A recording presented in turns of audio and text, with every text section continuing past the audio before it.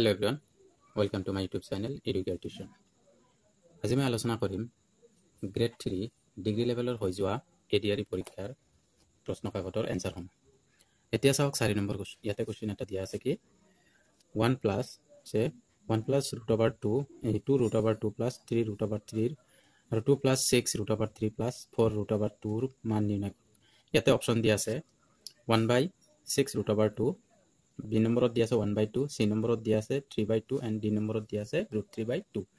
ইয়াতে শুদ্ধ আনসাৰটো হ'ব অপচন C 3/2। তাৰ পিছৰ কোশ্চনটো চাওক নিম্নলিখিত কোনটো মহাভাৰতৰ এটা অংশ।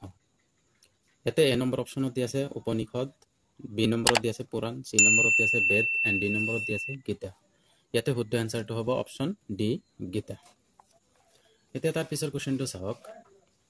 তাৰ পিছৰ কোশ্চনটো কি দিয়া আছে 2 ঘণ্টা A আৰু B A ঘণ্টাটো প্ৰতি 30 মিনিটৰ মূৰে মূৰে আৰু B ঘণ্টাটো প্ৰতি 25 মিনিটৰ মূৰে মূৰে বাজি উঠে। যদি দুটা ঘণ্টাই 6 AM একেলগে বাজি উঠিছিল তেন্তে ঘণ্টা দুটা একেলগে বাজি উঠা ঠিক পৰৱৰ্তী সময়টো হ'ব কি। তো অপচন দিয়া আছে, A অপচনত দিয়া আছে 8 AM, অপচন B দিয়া আছে 8:30 AM and অপচন C দিয়া আছে 9 AM and অপচন D দিয়া আছে 9:30 AM। এতিয়া শুদ্ধ আনসাৰটো হ'ব অপচন B 8:30 AM।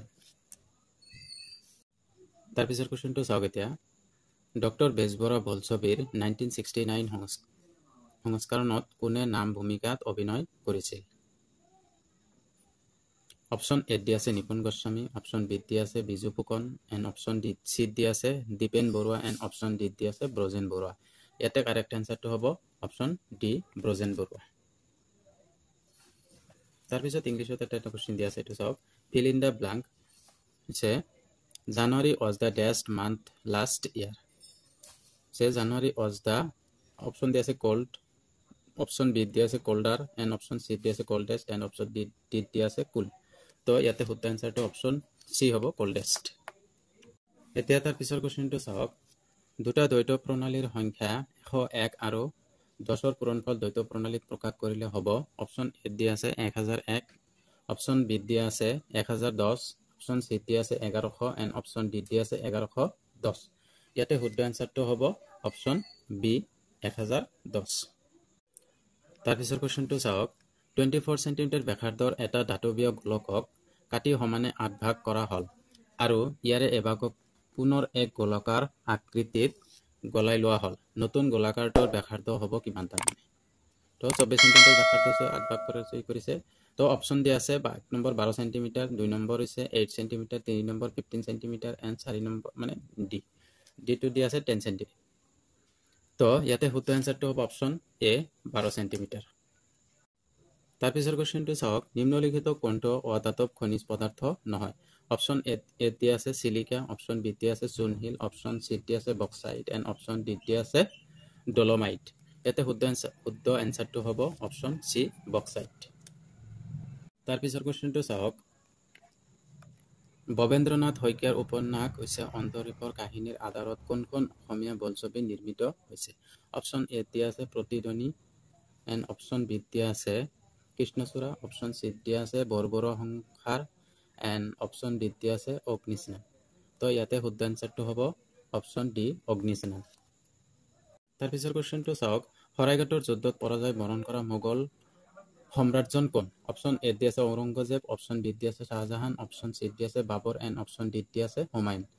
ইয়াৰ শুদ্ধ আনসাৰটো হ'ব অপচন A ঔৰংগজেব। এতিয়া তাৰ পিছৰ কোশ্চনটো চাওক প্ৰদত্ত চিত্ৰৰ জল প্ৰতিফলন চিত্ৰটো চিনাক্ত কৰক। অপচন A দিয়া আছে এনেকুৱা, অপচন B দিয়া আছে এনেকুৱা, বিপৰীতে অপচন A দিয়া আছে প্ৰতিফলন ঘূৰি থাকিব, অপচন D দিয়া আছে এনেকুৱা। তো ইয়াতে শুদ্ধ আনসাৰটো হ'ব অপচন C। এতিয়া তাৰ পিছৰ কোশ্চনটো চাওক প্ৰদত্ত চিত্ৰৰ কোনটো অংশই প্ৰশিক্ষণৰ বাবে পঠিয়াব লগা বিবাহিত পৰিচাৰিকাক প্ৰতিনিধিত্ব কৰিব। এনেকুৱা আছে গোটেইখিনি আছে বস্তুটো ইয়াতে আছে এইটো ইয়াতে আছে। তো অপচন দিয়া আছে A 2 and অপচন B দিয়া আছে 4 and অপচন C দিয়া আছে 3 and অপচন D দিয়া আছে 7।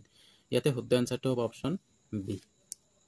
এতিয়া চাওক তাৰ পিছৰ কোৱেশ্চনটো ভাৰতবৰ্ষৰ সংবিধানত অৱশিষ্ট ক্ষমতাৰ ধাৰণা কোনখন দেশৰ পৰা লোৱা হৈছে অপশ্যন এছ দি আছে Belgium option B Canada option C France and option D Switzerland ইয়াতে শুদ্ধ এনসাৰটো হ'ব অপশ্যন বি কানাডা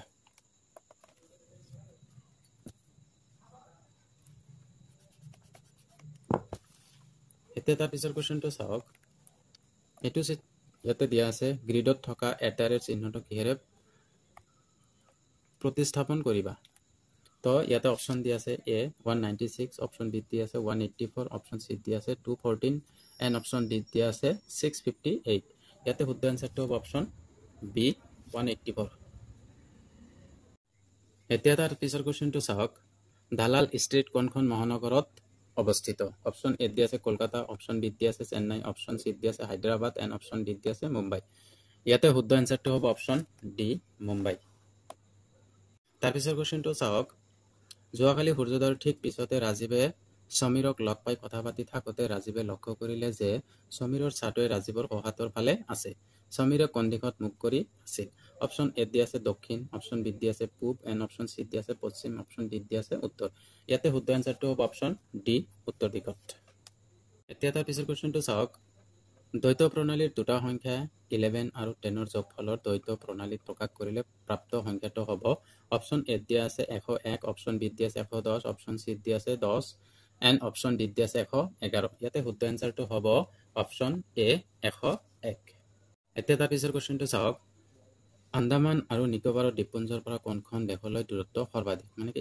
যিমানখিনি দেশ দিয়া আছে চবতকৈ বেছি দূৰত্বৰ দেশখন কোনটা তো অপশ্যন এ দিয়া আছে म्यांमार অপশ্যন ডি দিয়া আছে ইণ্ডোনেছিয়া অপশ্যন বি দিয়া আছে ইণ্ডোনেছিয়ান অপশ্যন ডি দিয়া আছে অপশ্যন সি দিয়া আছে ভিয়েটনাম এণ্ড অপশ্যন ডি দিয়া আছে মালয়েছিয়া ইয়াতে শুদ্ধ এনসাৰটো হ'ব অপশ্যন এ म्यांमार তাৰ পিছৰ কোৱেশ্চনটো চাওক তিনিটা সংখ্যা এ বি আৰু সি এনেদৰে আছে যদি যাতে এ আৰু বিৰ গসাউ বি আৰু সিৰ গসাউৰ সৈতে সমান যদি এ আৰু বিৰ লসাগু বি আৰু সিৰ লসাগুৰ 3 গুণ হয় তেন্তে সি এ হ'ব 3 গুণ যদি হয় তেনেহলে অপশ্যন কি আছে অপশ্যন দিয়া আছে 1:9 অপশ্যন বি দিয়া আছে 3:1 অপশ্যন সি দিয়া আছে 9:1 অপশ্যন ডি দিয়া আছে 1:3 ইয়াতে শুদ্ধ এনসাৰটো হ'ব অপশ্যন বি 3:1 এতিয়া তাৰ পিছৰ কোৱেশ্চনটো চাওক অসমীয়া সাহিত্যত কোন ধনী কবি ৰূপে জনাজাত অপশ্যন এ দিয়া আছে বিনন্দ চন্দ্ৰ বৰুৱা অপশ্যন ডি দিয়া আছে আনন্দ চন্দ্ৰ আগৰৱালা এণ্ড অপশ্যন সি দিয়া আছে মহেন্দ্ৰনাথ ডেকাফুকন অপশ্যন ডি দিয়া আছে মফিজুদ্দিন আহমেদ হাজৰিকা এতিয়া শুদ্ধ এনসাৰটো হ'ব অপশ্যন এ বিনন্দ চন্দ্ৰ বৰুৱা এতিয়া চাওক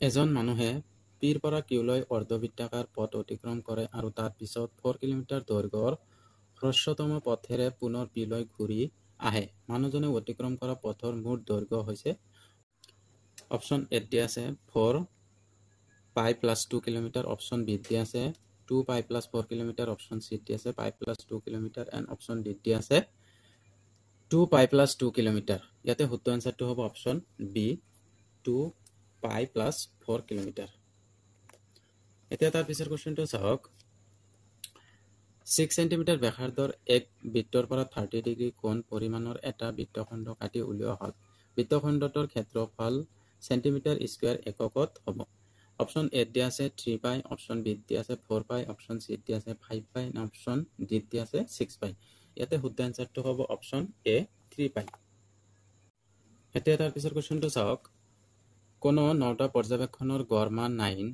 প্ৰথম পাঁচটাৰ গড় মান 10 আৰু শেষৰ পাঁচটাৰ গড় মান 8 সে পঞ্চম পৰ্যবেক্ষণৰ মান কি আছে অপশ্যন এ দিয়া আছে 8 অপশ্যন বি 7 অপশ্যন সি 9 অপশ্যন ডি 10 ইয়াতে শুদ্ধ এনসাৰটো হ'ব অপশ্যন সি 9 এতিয়া তাৰ পিছৰ কোৱেশ্চনটো চাওক the value of √0.09 plus √1+69 or মান উলিয়াব দিছে অপশ্যন এ দিয়া আছে 1.78 অপশ্যন বি দিয়া আছে 1.6 এণ্ড অপশ্যন সি দিয়া আছে 1.33 অপশ্যন ডি দিয়া আছে 1.5 ইয়াতে শুদ্ধ এনসাৰটো হ'ব অপশ্যন বি 1.6 এতিয়া তাৰ পিছৰ কোৱেশ্চনটো চাওক কিৰা আৰু গক কোন দেশৰ জাতীয় সাজ পোছাক অপশ্যন এ দিয়া আছে নেপাল অপশ্যন বি দিয়া আছে কম্বোডিয়া অপশ্যন সি দিয়া আছে ভূটান এণ্ড অপশ্যন ডি দিয়া আছে ভিয়েটনাম ইয়াতে শুদ্ধ এনসাৰটো হ'ব অপশ্যন সি ভূটান ইয়াৰ পিছৰ কোৱেশ্চনটো চাওক উমৈহতীয়া চানেকি অনুসৰণ নকৰা জোৰাটো চিনাক্ত কৰক অপশ্যন এ দিয়া আছে 6 অক্সিজেন অপশ্যন বি দিয়া আছে 5 আৰ্গন অপশ্যন সি দিয়া আছে 7 কেলছিয়াম অপশ্যন ডি দিয়া আছে 8 ব্ৰমিন তো ইয়াতে শুদ্ধ এনসাৰটো হ'ব অপশ্যন ডি ব্ৰমিন এতিয়া তাৰ পিছৰ কোৱেশ্চনটো চাওক নিম্নলিখিত সমূহৰ কোনটো শুদ্ধ অপশ্যন এ দিয়া আছে আগ্নেয়গিৰিৰ পানীৰ তলত ভৰ্তি থাকিব নোৱাৰে অপশ্যন বি দিয়া আছে সাগৰত কোনো ধৰণৰ পানীৰ সোঁত নাথাকে অপশ্যন সি দিয়া আছে পৃথিৱীৰ উপৰিভাগৰ প্ৰায় 70% ভাগ পানীৰে আৱৰি আছে এণ্ড অপশ্যন ডি দিয়া আছে পৃথিৱীৰ উপৰিভাগৰ প্ৰায় অৰ্ধেক অংশ ভূখণ্ড ইয়াতে শুদ্ধ এনসাৰটো হ'ব অপশ্যন সি পৃথিৱীৰ উপৰিভাগৰ প্ৰায় 70 ভাগ পানীৰে আৱৰি আছে